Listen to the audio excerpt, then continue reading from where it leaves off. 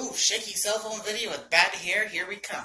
Alright, so I'm working in my fish room today, and I just had someone come by and they gave them a bunch of snails, and I was kind of having a conversation with them about snails, and I figured, I would actually make a video about it, since this is something that a lot of people don't talk about, and something that the only reason I know is because I have a lot of experience when it comes to breeding these guys. So, let's go ahead and talk about some mystery snails. Because I feel like if there's a lot of information about mystery snails that people don't consider. Sorry, my dogs are barking. It's crazy. I've been working in my fish room, so I look like shit. And I got a little bit of vodka. So let's sit down and talk about some mystery snails. Okay. I forgot that I had my air pump sitting on this chair, so this feels really weird. Okay. So, this is my mystery snail tank. This is also my molly breeding tank, as you can see from all my beautiful mollies.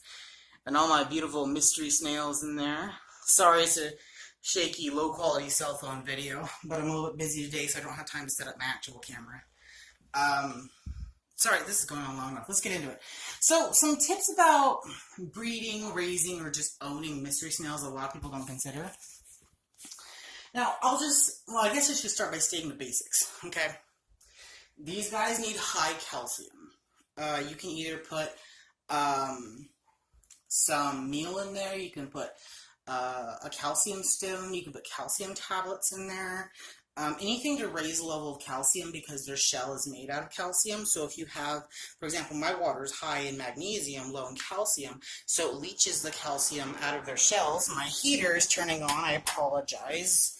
My temperature control my room, my fish room. So the water, if it's low calcium, it can actually leach the calcium out of their shells. So their shells will start looking... I don't know if you can see it. Can you see that yellow one with that big white spot? Now that's actually a dead one that I have in there, so the shell will dissolve. Now, which I don't recommend doing unless you're gross like me and you don't mind scooping out the dead body and putting the shell back in. But they'll start getting these big white spots, and the shell will actually start to slowly dissolve, and it can become brittle and break, which can cause severe damage to the shell, because from what I know, it does not repair. So you actually have to get glue or something to repair it yourself, or your snail will die because their vital organs will be exposed. So you have to maintain a high level of calcium. It's very important. And aside from that, they start losing their color, and they're just not as pretty, because, mystery snails are so beautiful, and you get so many different varieties of colors. You get blues, greens, yellows, browns, purples, pinks, white. They're beautiful animals. So I think it's only right to do justice by them.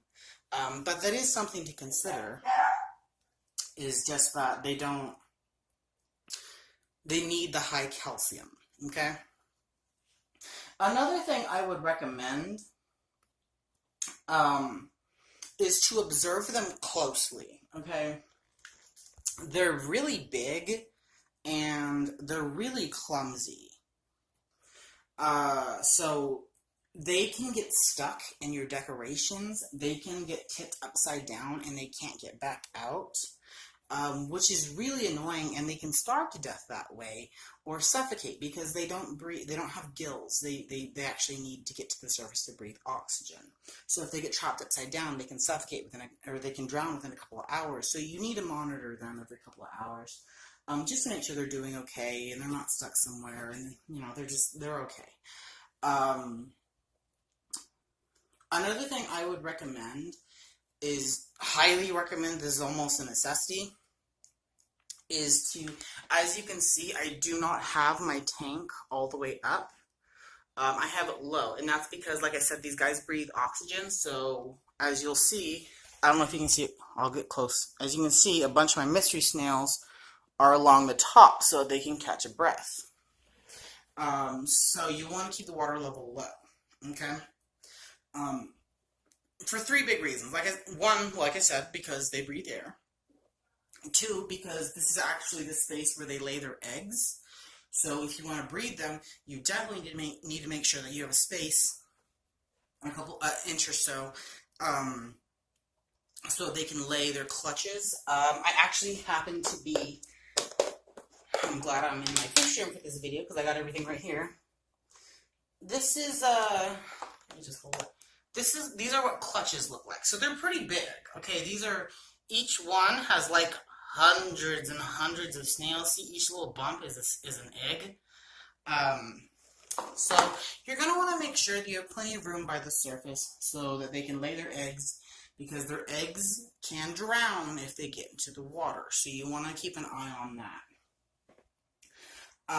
Another thing that I think is important to keep in mind when breeding mystery snails is that sometimes they can get stuck at the surface.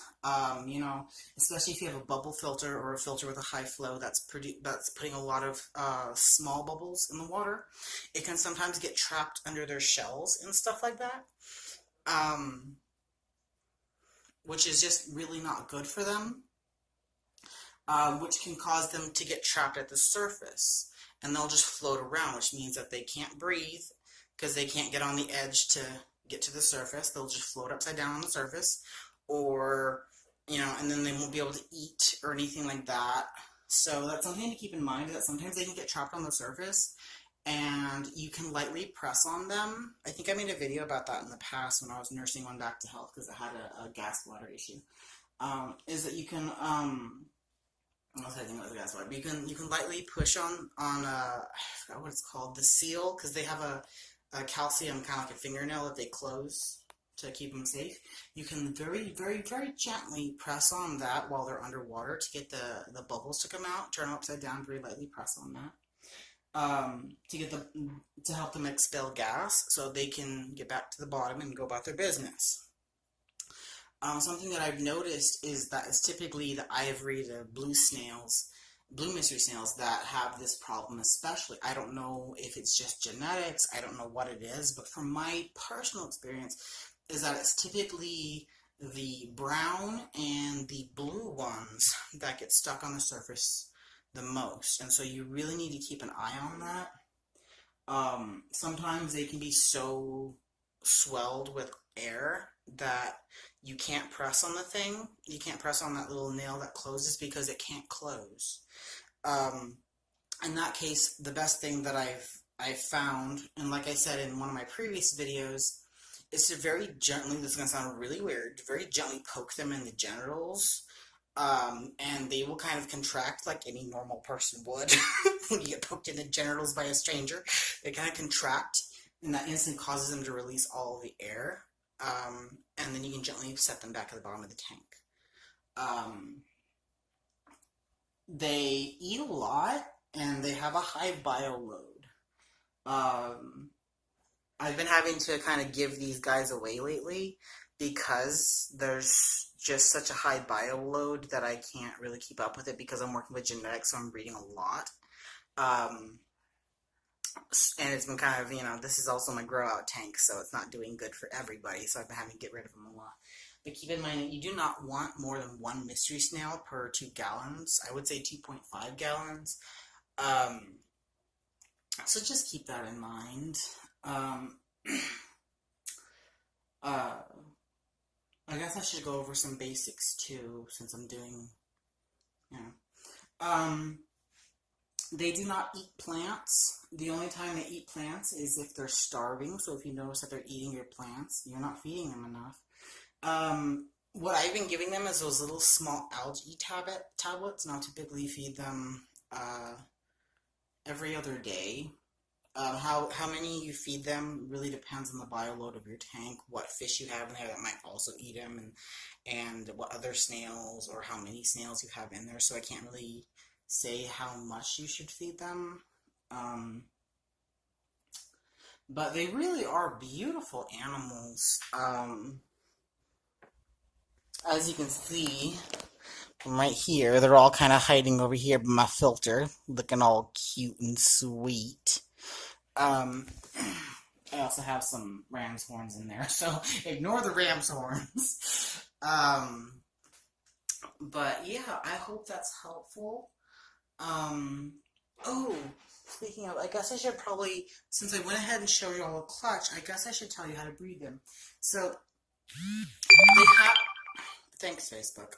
So they have, as I said, they lay the clutches, and you don't want to touch the clutch for about 24 hours because it's calcium, but it's a soggy calcium mixed with slime, and so it's really slimy and gooey, and you just don't want to touch it. But after it dries, it kind of gets hard like these little things, and you can just very gently wiggle them, and they'll come loose.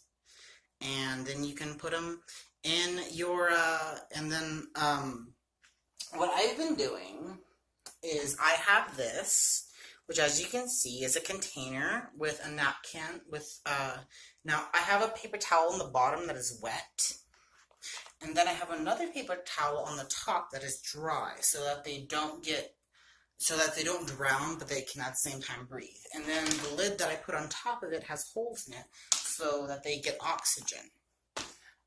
Typically it takes a couple of weeks for one of their clutches to become ready.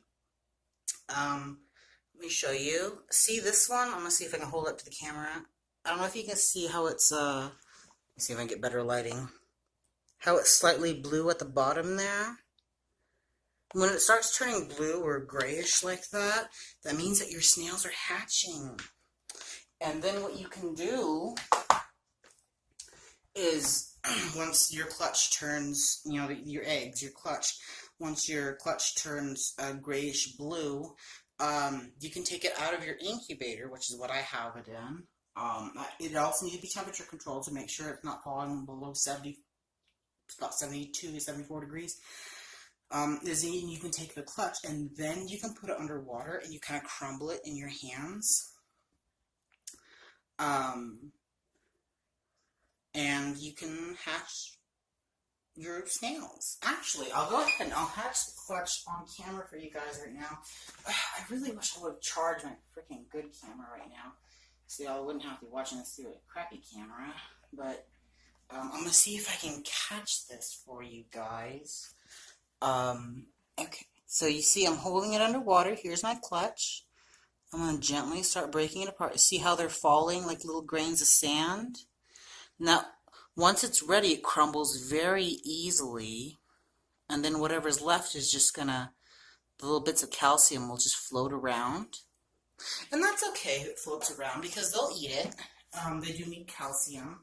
Any eggs that were not ready, they will also be eaten, and that's okay. So yeah, I just wanted to kind of share that little tidbit about breeding mystery snails for you. I hope everyone has a good day, and if you have any further questions, just comment, and I'll get back to you as soon as I can. Happy fish keeping!